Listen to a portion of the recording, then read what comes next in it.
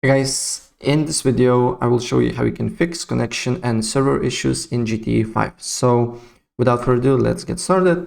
First of all, what you need to do here, you need to open up command prompt or cmd and then run as administrator and press yes, and you should see this window.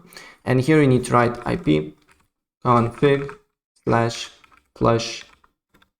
DNS, and another command is nesh winsock reset, right? And after that, restart your computer, and then you need to look if the problem is solved or not.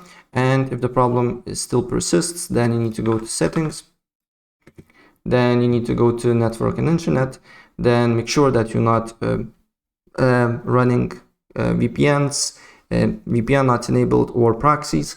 And then you need to go to advanced network settings, then you need to go to more network adapter options, and then you should see your Ethernet or Wi-Fi connection. So what you need to do here is to disable from 5 to 10 seconds, and after that enable again.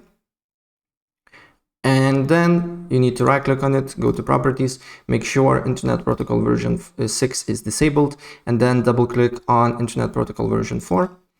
And then here on use the following DNS server addresses, select this option, and here write 8.8.8.8, and on alternate DNS server you need to write 8.8.4.4. Apply the changes and your issue should be fixed if basically Rockstar servers are running perfectly fine, right?